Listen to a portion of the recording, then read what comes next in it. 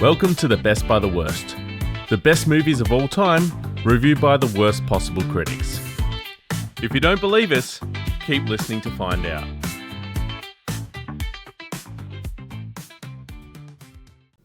Welcome back to the Barrett podcast. Welcome back to the Aleks podcast. Just trim the start, Barrett. Thank you, boy. Welcome back. Welcome back. 2 episodes in 2 weeks. Jesus. We aren't going to know what to do with themselves. I know. And you were almost the one that was going to flake out, not me. I was going to go watch a movie. Yeah, but not with me. Yeah. With your why. I actually watched Fantastic Four with Mandy recently. Oh, yeah? Yeah, it was actually pretty good. Ah. Yeah, I thought it was going to be absolute junk, but it wasn't. And we're going to go watch... what's that new one coming out? Oh, sorry, my brain's a bit mushy. Hang on. I'll tell you right now. So we're going to go see Mushman Naked Gun. That new comedy with Pamela Anderson and the guy. What's his name? The guy from Taken, Liam Neeson. You seen the ads for that? No. You've not seen the ads for Naked Gun? No. Do you even watch movies? I did. I watched a movie this week, actually. What did you watch? No Country for Old Men. That's a classic. Yeah. Was that the first time you watched it? Yes. That's an Academy Award winner, isn't it? No. Did it win Best Picture? No. Oh, well, there you go. But it was a good movie. Fantastic movie. Yeah. The guy with the air gun? Yeah. So good. Yeah. Such a good... He won Best Supporting Actor. Did you just make that up? Maybe. No, you can put money on that. How much you want to bet? I don't want to bet with you. Yeah, because you know. Because I'm an actual moveaholic over here. Yes. I have no idea what's going on. But yeah, I'm going to watch Naked Gun. But anyway, back to actual podcast, which is the movies we're supposed to watch. We watched the movie today. We did watch a movie today. We watched And it was shit. No, I'm kidding. We watched the 1954 winner of Best Picture on the Waterfront. Also, we didn't start the episode with our normal beer cracking, which is a bit weird for us, actually. Yeah, that's 2 episodes in a row we haven't opened with that. Well, I did get you a beer, though. This is the beer of the week. Okay, so last week I got you a really fancy, hazy, juiced up, big boy beer, right? I spent like $30 on 2 beers, and I sent you a text today saying, you're in charge of the beers today. And what did I rock up with? How did I present them to you first? You rocked up with a cardboard box like you'd brought something amazing. Right? From Maine, yeah. And then you proceeded to pull 196s out of the box and lit bowls. And I said, did you actually buy them or did you just raid your fridge? Just right out of the fridge. Except Mandy got you the chocolate bowl, so you can thank her for that. Thanks, Mandy. See, it's just like something a little different, you know? A 196, some chocolatey boys. We have a small problem with that can crackings. What's that? Well, the software I was using to edit our podcast Yeah. now charges. Dan? So screw them. Yeah. And then I'm now running them through this. It is still a paid service, but it's a way cheaper paid service. It's Adobe Voice Enhancer or something. And it basically takes out all the background noises and Will make out the scrunching of this chocolate? possibly. We'll find out. But it deletes the can cracking sound. Really? Yeah, because it only enhances voices. Also, probably 1 in 60 things that I say, it just blurs it into a sound. So I'll be like talking about something and it'll just go. Oh, no. Usually it's the punchline of a joke. Classic Adobe. Yeah. Anyways, What's this week, boy? I just said that. You're losing your marbles. What? I said, what did we watch? I said it already before we started drinking it. Oh, you right? Oh, sorry. Oh, I forgot. As soon as you got a chocolate in your mouth, I have to ask you a question. Good, though. What do you think of the movie? No, I'm kidding. Let's get into it. All right, hang on. No, I've got to start. Go ahead. All right, the budget of the movie was $910,000. It's not much. Not much. $11 million today. So, pretty small budget. Is everyone dead? What do you think, Alex? No. No, correct. The actress is still alive. Yeah. Eva Marie Saint is 101 years old. How did I know? Well, she's real old. Yes. Was she older than Marlon Brando? She was born in 1924. So if this was 54, she was 20, right? Yeah. Oh, no. Brando was born in 1924 too. Same age? Well, it depends how you look at it. He died a long time ago, so So not the same age anymore. we have found people alive before, but they have been like babies in the movies. Yeah. This is the first lead role that we've found alive. Yeah, she's doing well.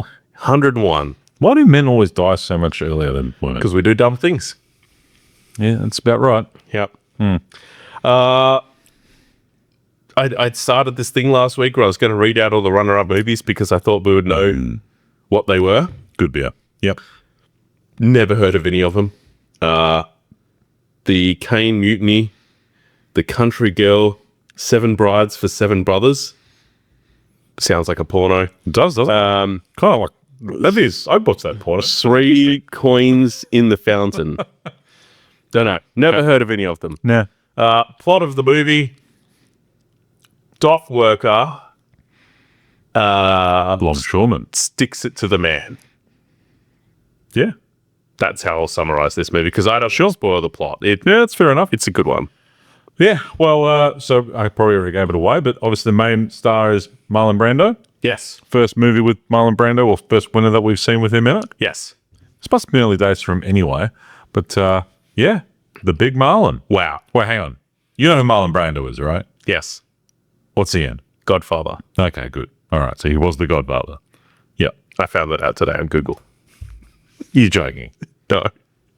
You've seen the Godfather, right? No. We're reading through this. God. We're getting there.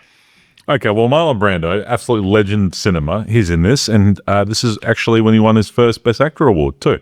Perfect. Yeah, so this movie had 12 nominations. It won 8, including Best Actor for Marlon Brando. Then he won Best Director and obviously 6 other awards.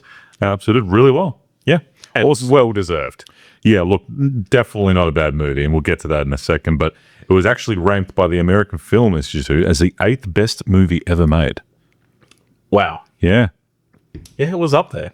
Yeah, crazy. And in comparison to the dog shit that we watched last week, Yeah, this was a good movie for sure. And yeah, welcome relief. We saw that the ratings were sky high, and we saw Marlon Brando, and I always heard of this movie, so I thought it's got to be decent, and wasn't disappointed. Definitely a good movie, and we'll get to that in more detail. But something that stood out for me straight away, and we kind of commented in the movie, was Marlon Brando was good. yes. He's a bloody good actor. Yes. Yeah. I was actually just doing some research into it, and obviously won Best Actor, and yeah, we're just talking about it now. But some of like the all-time greats really called out his performance too. So Al Pacino said, "I couldn't move. I couldn't leave the theater when he watched it." Yeah, in reference to Marlon Brando's performance. Yep. Anthony Hopkins said that he was breathtaking. And Jack Nicholson said his display was probably the height of any age, spellbinding, and couldn't take your eyes off of him. I would agree with all of those statements. So would I. Yeah, that's high praise. Yeah. Yeah, so he killed it. Did Perfect. really well. Yeah. Yeah, yeah. What facts do you have for us from 1954? Oh, nothing happened there, yeah.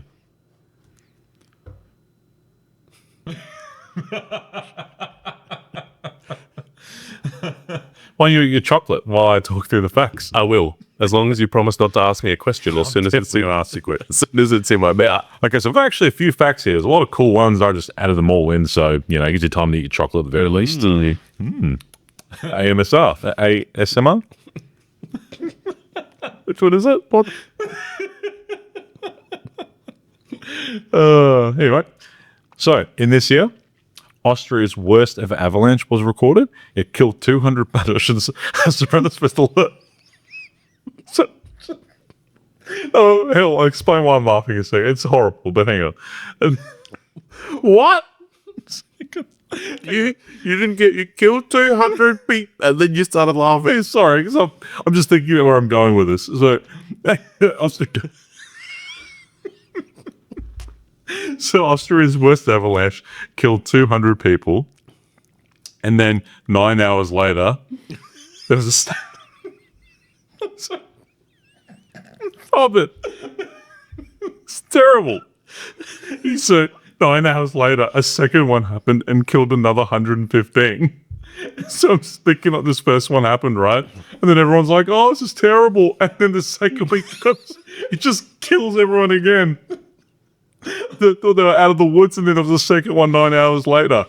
And how unlucky do you have to be? We're getting cancelled.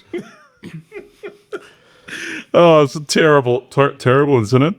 Also this year, first nuclear submarine, the USS Nautilus, launched on the Thomas River in Connecticut.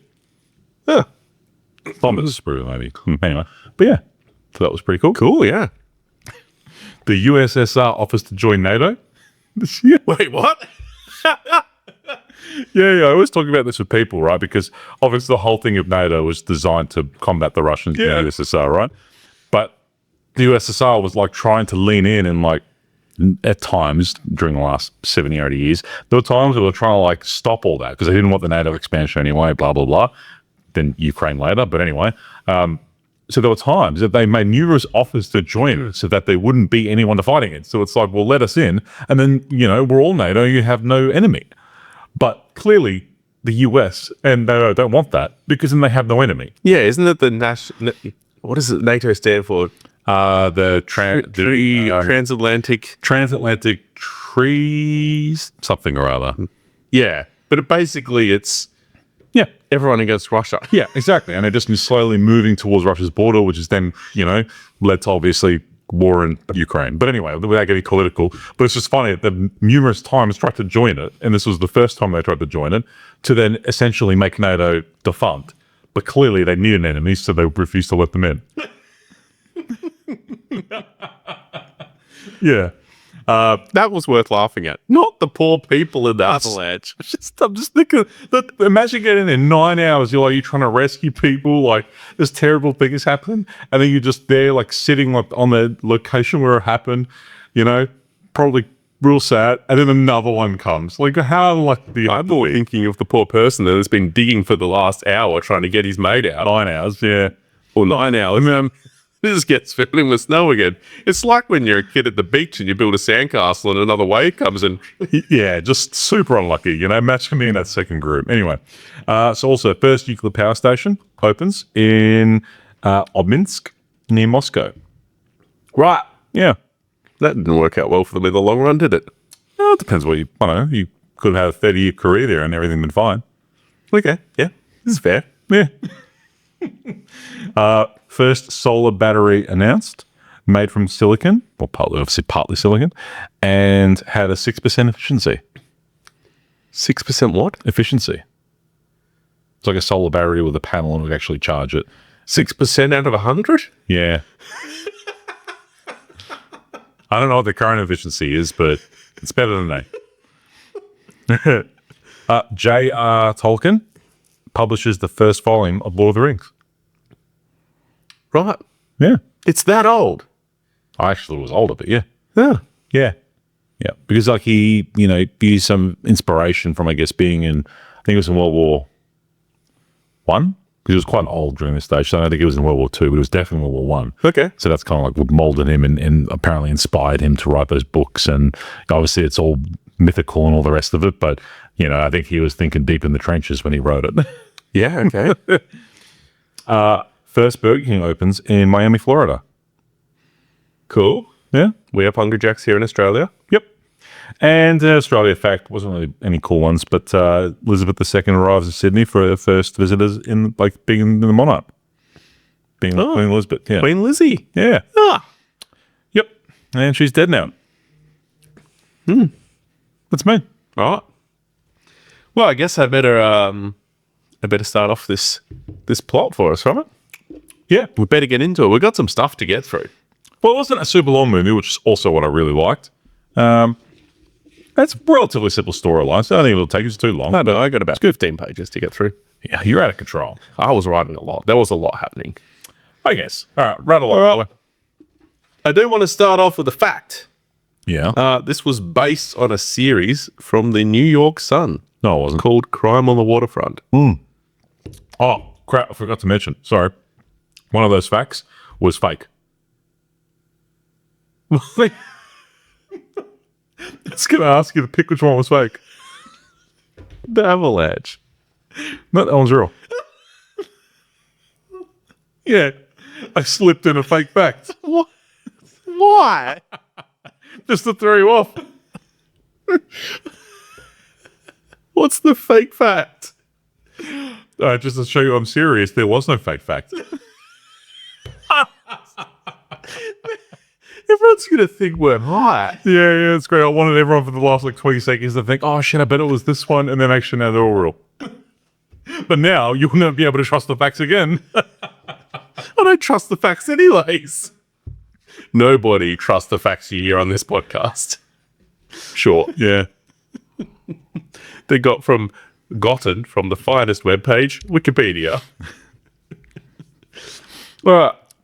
So it is based on a series from the New York Sun called Crime on the Waterfront. Yeah. That's a real fact. Yeah. Might not be real, but I got it from Wikipedia. All right. Opening scenes. We see a large ship at a dock. We see the gang / mob. I guess we'll call them the mob. Yeah. For this, they're there. Terry, who's going to become the main character. That's Marlon Brando. Marlon Brando, yep. So he's yelling out for his friend Joey. Mm-hmm. Okay. He wants to give him a pigeon back. He's got a pigeon in his jacket. A real pigeon too. Real pigeon, yep. And he says he'll meet him on the roof. And then the camera pans up in a very ominous shot. Yeah. And then there's two silhouettes of men on the roof. I can't tell whether they have guns. Doesn't matter. Okay. And what do they do with him? They give him a nice warm hug. Incorrect. That's a fake fact. Yeah. As they gently throw him off the roof. Yeah.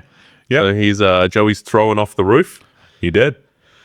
Terry's goes to see the mob and he's quite upset about this. He thought they were just going to rough him up a little bit. And one of the mobsters, it might have been the main guy, I don't remember, says, I guess he can't fly. Yeah, he cannot fly, confirmed. Yeah. But they're like, essentially, I think they pay Terry off for what he's done. There's some money changing hands. I was a little bit confused. Yeah, look after him a little bit. It's probably worth mentioning now rather than because it took us a while to piece this together. So basically, Terry isn't part of this mob, if you will, right? They're dock workers and there's a dodgy union, right? This is like the framing of the movie. So there's a dodgy union that essentially running like a little mob, but they're crooks basically, right? Yeah. And they're doing crime, evidently. Yes. Joey, this guy was thrown off the roof because he was speaking to the cops. Yes. Because there is, some rebellion within this group that they've been, obviously trying to quell. And they obviously killed Joey for it. So Terry isn't so much in that mobbing group, but is definitely friendly with them, particularly the mob boss, who's Johnny. Yes. Because his brother, Charlie, is like his right-hand man, Johnny's right-hand man, basically. And so when he was a kid, Johnny would take him to ball games and this and that. So Terry's tried to remain a little bit out of the mob, but is definitely friendly with him. He gets, preferential treatment. He gets work. He gets looked after. He's getting some money on the side. So he has been doing some work for them, but he's trying to stay at an arm's length. They give him a job on the dock after this where he basically has to do nothing. Yeah, to save a cruisy gig. So, he is part of it a little bit, but he's trying to stay at arm's length, and I think he feels like he has to because he doesn't really have a choice anyway. Yes. Yeah. All right, so turns out, Joey's spoken with the cops. The next character we meet is Joey's sister. And dad, yeah. But Joey's sister's going to become a main character. Her name is Edie. Yeah. I'm going to mispronounce that and say Eddie at some point. Me too. I constantly think of Eddie, but yeah, it's Edie, and she's like the attractive blonde girl. Yeah. And her dad is also a dock worker that works with Terry. Yeah. And obviously Joey, but probably got thrown off the roof. Yeah. And so he's there too, and he's quite quickly saying, he was talking to the cops. That's how we pieced together what had happened, right? Yes. Yeah. And he kept saying to Joey, don't talk. So his dad he's an old fella now, but he's been working on those docks for 100 years, and he's been playing the game for 100 years. So the cops are sniffing around the dock. They pig Terry out, and they wanted to answer him some questions. But he pretty much refuses to talk to them, acknowledge them, any of that stuff. We then the group of people that the cops arrive at when they're trying to find him. It turns out that's a whole group of workers waiting to go into the dock for the morning. Yeah. And we didn't really work out what was going on at that point, but by later on we worked out what was going on. Essentially, Johnny the mob boss, or the dock union boss. Yeah. We'll call him the mob boss, it's easier. Yeah. He's got a guy that works for him at the front of the dock, and basically he picks and chooses who gets work for the day. Yeah, they're picking crews, right? Because, and fair enough, depending on what ships are in, they don't always have that much work. Yes. So rather than being some sort of democratic employee process or union process, basically there's a huge group of guys there willing to work. And it's kind of like when you roll up to those American trade stores and you just pick up a bunch of Mexicans on the back for what work you need. It's kind of like that, where they just cherry pick who they want. Yeah. And so I've got a good relationship with them, blah, blah, blah, you get picked for work. Yeah. Terry ends up with a chip. So they get these little tokens to go in. But he meets Joey's sister. Yeah. Feels a little bit bad for her, gives her the chip. She gives it to her dad. Yeah, so he can have work for the guy handed some out to people that he wanted to work, and then they were getting a bit rowdy, and he freaked out and threw the chips in the air. Yeah, and it was just every man for himself. And Terry had gotten one, but gave it to Edie. Yeah, yeah, who gave it to her dad. Yeah. The next scenes we see, so Johnny the mob boss, he wants Terry to go and investigate this church. Okay, essentially, we think that's where Joey, who's now dead, sort of got led to go and rat on the group, essentially, on the mob. So, yeah, or some rebellious groups meeting there to talk about, Yeah. So the father, to no good. Father Barry, he's the priest. Yep. He wants to break down the mob, and he wants the church to work together to do it. I call him Father Barrett. Okay, you can call him Father Barrett. Midway through them organizing some sort of rebellion, it seems a little bit disorganized at this point, and no one really wants to participate. The mob show up and start beating everyone at the church with sticks. Yeah, they do. They wallop them good. But Terry leads Edie out another way. Yes. And avoids the beatings. Yep. And that's when they start catching up and, talking to each other. Yeah. So they're walking, after they escape the violence and bits and pieces like that, they're just walking along, they're talking about their life. There's actually an interesting moment in this scene where Edie drops her glove. Yeah. And he picks it up. Yeah. That wasn't scripted. She actually just dropped her glove and he just picked it up and just kept going. Brando. Yeah. Method acting. Fantastic acting. So they talk about their life a little bit. Then they part ways. Edie gets home. Her dad wants to send her away because it's too dangerous. Well, she had been away. So she just came to either visit or because her brother died. She was away at this school or something, right? Yeah. Yeah. He wants a better life for her, essentially. Yeah, so he wanted her to go back, right? Yeah. She already been gone. Yeah, she doesn't. She goes back to the roof. Well, what if this movie is shot on this roof that Joey was throwing off? Well, and now we know why, because we work out that Joey was racing pigeons up there. Yeah. And he had a big shed full of pigeons. Yeah. And that now Terry was looking after, because he, felt guilty about Joey and, was looking after these pigeons because he's got a softer side. So she goes up there to find Terry, who's, fiddling around with his pigeons. Yeah. They end up going to lunch together after that. We find out that Terry used to be a prize fighter. He grew up in an orphanage. We find out about Johnny essentially buying a part of him for fighting and having him throw fights. And so he was, a really good boxer by all accounts. And then he had to throw some, big fights to get big payouts for Johnny and even his brother. I don't know if it's real brother, but brother. Anyway, refers to each other as brothers, so we'll just say it's his brother. Yeah. And I think that derailed whatever career he thought he was going to have boxing because, he lost these big fights that he could have won. He's saying, I could have easily won them. Just I had to throw the fight. Yeah. Yeah. Anyways, The next scenes, I think it's a wedding. I'm not really sure what they're at. They're at some sort of mob event. The two of them are there together. So Edie and Terry, they almost kiss. But right as that's about to happen, Terry gets told that Johnny wants to see him. Yeah, there's another part we missed that's important. It's that when everyone else is getting beaten up at the church, Yep. there's another character that's been kind of having a lot of dialogue, and it's not a main character, but a prominent character. Yep. Can't remember his name, but anyway, he was clearly on the more rebellious side against the Union, and he was there at the church. And when he got beaten up, the priest who's trying to lead like this rebellion, Yeah. was talking to him, and the guy was like, after that beating, hey, are you going to back me to the priest if I talk, basically? And the priest's like, yep. And so this guy's like the next guy that's going to talk. Yes. Yeah. We'll talk about him a little bit later. So while they're at this wedding thing, the cops arrive again, and they hand Terry a subpoena to court. So he's going to have to go to court and testify. Yeah. He obviously doesn't have to say anything, but he has to at least turn up to court.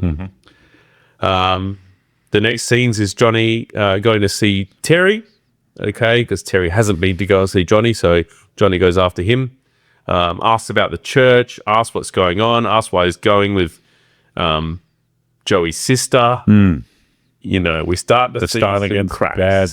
starting to get some bad vibes from their boy Terry. Yeah.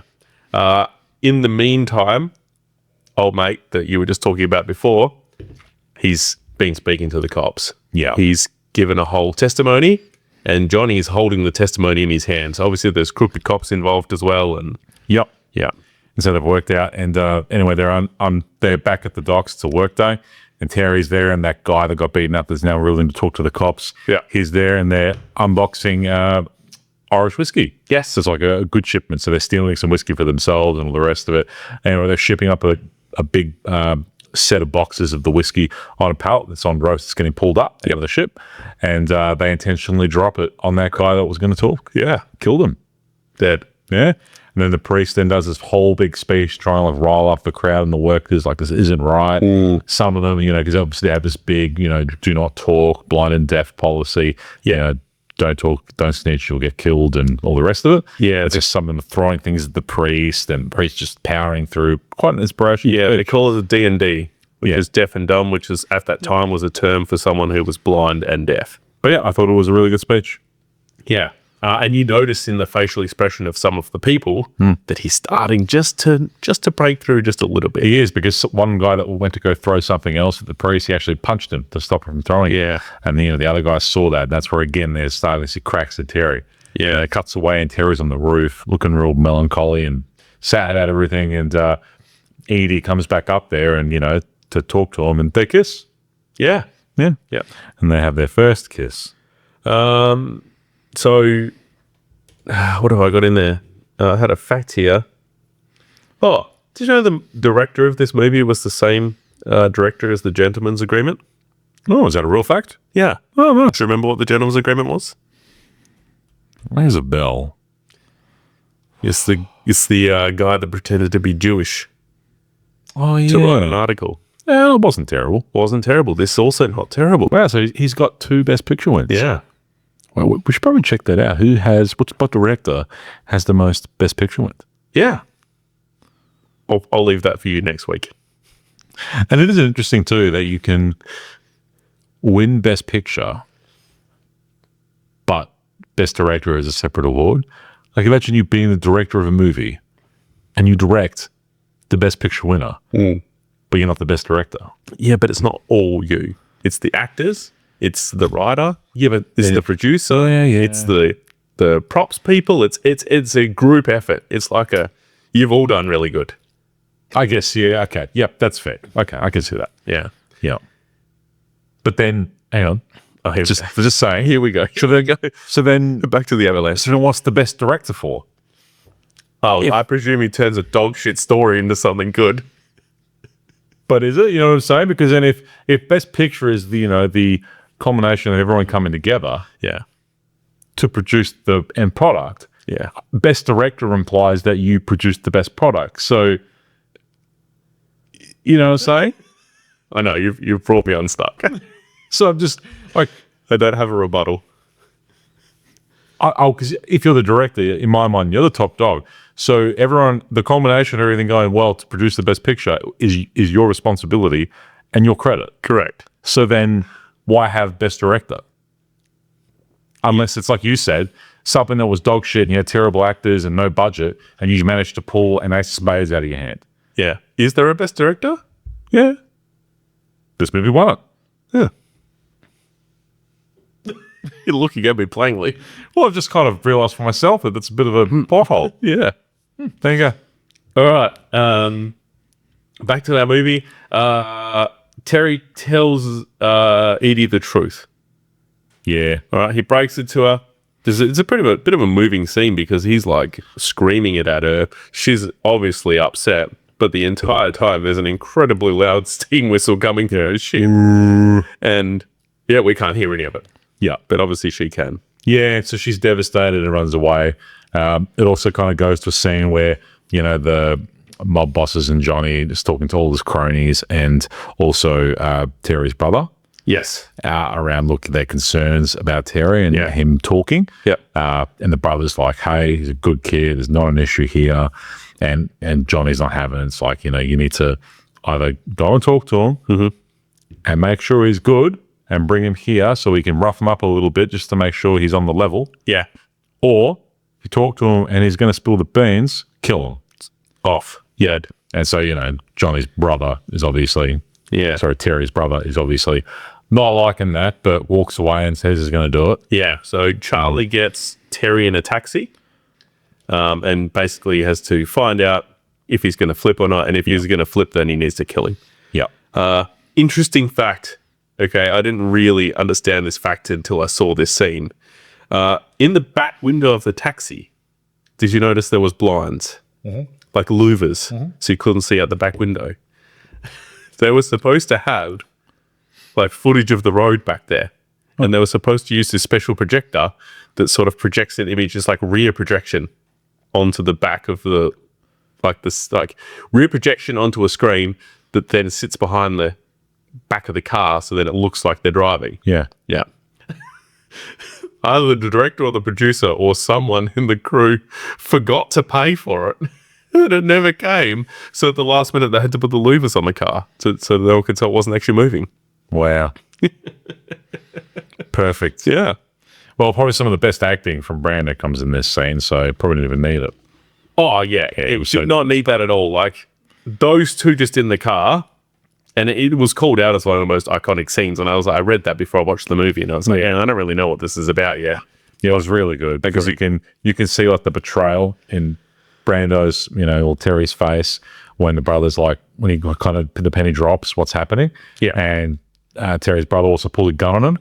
And Terry's like, you're not going to shoot me. Yeah. Put that away. Oh. And it's quite moving. Also, you know, talks to his brother how the reason he didn't become like a prize fighter or make a career out of it and that he's a bum now, you know, working on the docks because of him forcing him to throw these fights. Yes. So it's all quiet, you know, they get everything out in the open. So the brother feels bad, lets him out before they get to that stop, kind of knowing it seals, you know, potentially his fate because he has to now explain where Terry is. Yeah. So then he runs away and the cab with just Terry's brother inside goes into this dodgy spot where all the henchmen are. They close the doors. Yes. And then we don't see his brother. No. Terry goes to Edie's house. She won't let him in, but he breaks down the door. Yeah, this was a little bit of a dodgy scene, but Yeah. it comes okay. The mob is after him. They're shouting out that Charlie needs help. Charlie needs help. So he I remember goes. clarifying, he breaks in the door and then just like forces himself on it. I was skipping over that part. Okay. I make out a little bit and then it's like all consensual from there, I guess. Anyways, yep. Moving like just avalanche right on out of there. Second or first? Second. Basically, he's going to fight his brother because the people are shouting out his brother's name. Yep. Edie goes after him. They almost get run down by a car, but at the last second, punches through a window or like a window and a door, opens your door and gets them to safety. Yeah, they just escape. And then they're walking like 2 minutes later and they find his brother hung. Yeah, hung on one of those fish hooks. Yeah, like the hooks that they used to grab like the cargo. Like Yeah, cargo. like I know what you did last summer, Hook. You didn't watch that movie either, did you? Anyway, so yeah, he's hanging on that hook and he's dead. And so Terry's obviously real sad and grabs the gun that his brother gave him and goes to look for revenge. Edie tries talking him out of it. Yep. He then goes to the bar where, Johnny and the gang hangs out, the headquarters. Yep. Kind of holds them all there hostage waiting for Johnny. The priest rocks up. Yeah. Talks him out of it. To cut long story short, say, look, you're better off testifying and doing it that way. This is what Johnny wants, basically. You do something silly like this, and then he wins. Manages to talk him out of it. Yeah. And then the next day, it's court time. Well, just before, as the priest is walking out, he orders himself a beer, and then he orders Terry a beer. Yeah. And I stopped the movie and rewound it to show Alex. I don't know what you must have like looked down to write a note or something. It was the worst beer pour I've ever seen. The entire glass was just foam. Yeah. And then as the priest turns, the glass is full of beer. Yeah. Like it settled instantly. Yeah, they obviously had to redo the beer. Yeah. Yeah, it was great. But I don't know why they kept the scene of him passing the bubbles over. Why was it necessary I don't know. to pour the beer? Why wasn't the beer just pre-poured? I don't know. Like a beer will keep a head for like These are the questions that keep me up at night. 10 minutes. Yeah. Like, why did they pour it and then put it on the bar? You didn't see the beer get poured. Yeah, well, I was really upset by that. Shouldn't have won Best Director, clearly. No, yeah. Just a side note, this movie was filmed in 36 days. I did see that. Yeah. On location in the New Jersey docks. Ooh. Yeah. All right. I've got some dot points here. Terry arrives at the court. There's a funny scene where all the financial records have gone missing. Yeah. Yeah, they got broken into and the only thing they took was the financial records. Yeah, this is the mob, by the way. Yeah. Terry gets sworn in. Terry tells all. He outs them. He outs them, yep. Johnny is not happy. Not a happy camper. Jack's like tries to, tackle him and fight him right there in the middle of the court. Yes. Yeah. But they've almost got him, right? So they all leave the court. They're not all arrested there on the spot or anything like that. Yeah. They've got enough to indict him or something, and they're following up with more. Then I think maybe they're out in bail, or who knows? But they're getting very close to getting Johnny in this union, right? Yeah. And all his cronies. So it goes back to Terry going back to the apartment building where Edie is, and he's got a couple of cops to escort him because they think he's going to get whacked now. Yeah. And quite clearly we're starting to see signs that all of his friends now won't talk to him because he spilled the beans, he snitched. Yeah. Goes up to Edie. Edie's really supportive and all the rest of it, saying like you need to move away so you don't get killed. Yes. And but Terry's not having any of it, and he wants to actually go and confront Johnny and all the rest of the dock workers. Yes. By going over the dock. Yeah, but before that, he goes on the roof. He does? Yep. Just to check on his pigeons. And all the pigeons have been murdered. Yeah. A pigeon for a pigeon, they said. Yeah. The little kid was in tears too. Not about the pigeon, but the guy was snitched. I have a wild fact for you, just to throw it in. Tell me. Marlon Brando was so disappointed with his performance when he watched the initial screening. So as soon as the movie had finished being sliced together, he sat down and watched it. So disappointed with his performance, he walked out. He thought it was that bad. How wild is that? High standards. Yeah. Wow. All right. Terry, he goes to work. He does. The next day, he Yeah. shows up to the docks to do his job. He tries talking out of it, doesn't listen. Yeah. Anyway, he goes there and everyone's just staring at him. Yeah. And the guy at the gate who gives out the jobs, who's he give out jobs to? Everybody. Who doesn't he give a job to? Terry. Yeah. And then Terry's like, hey, you still need one person for this crew.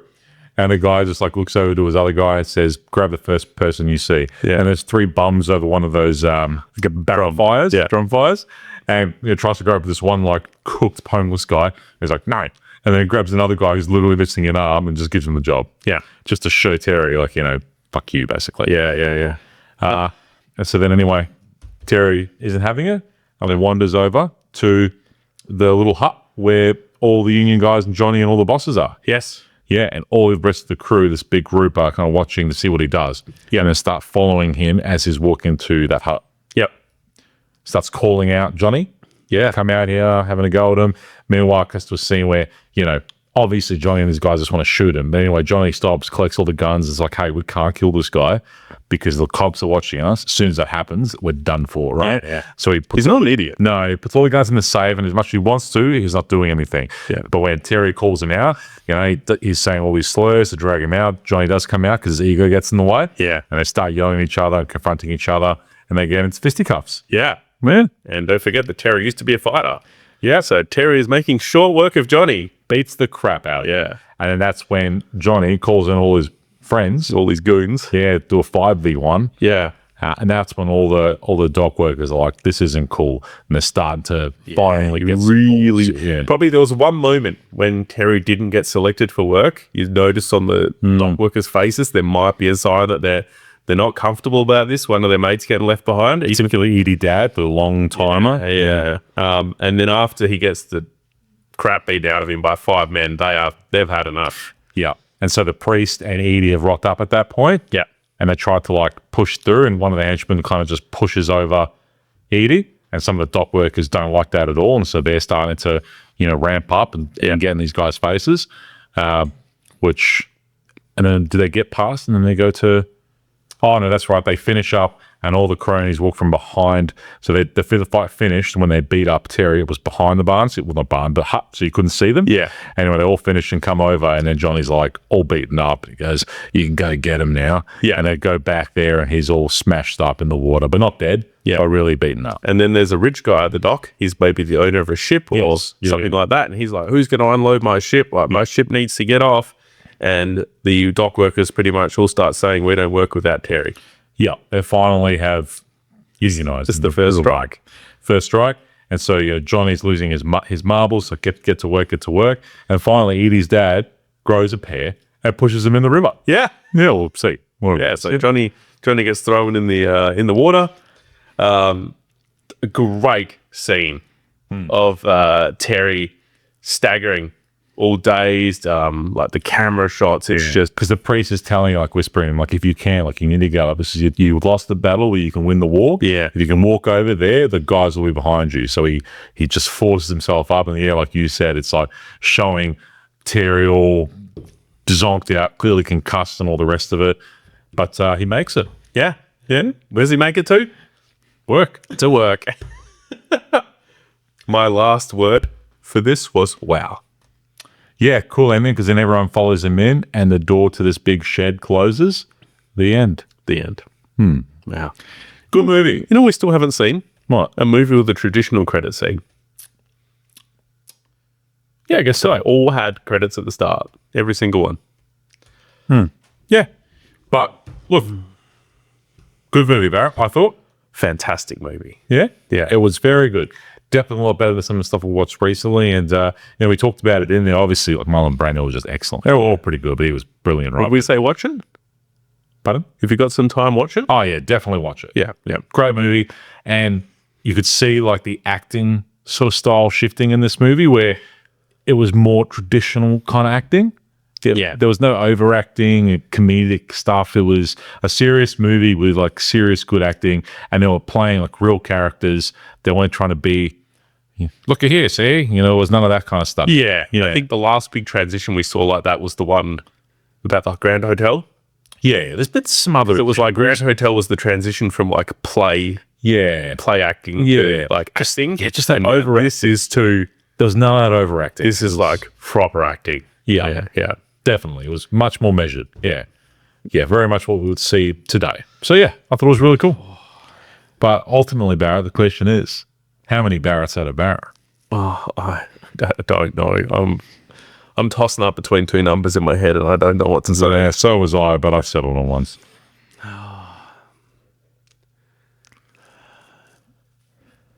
You know what? I was going to give it a 3.5 because the story, the acting was so good, but the story just rounded out so well as well. So I'm going to give it a 4.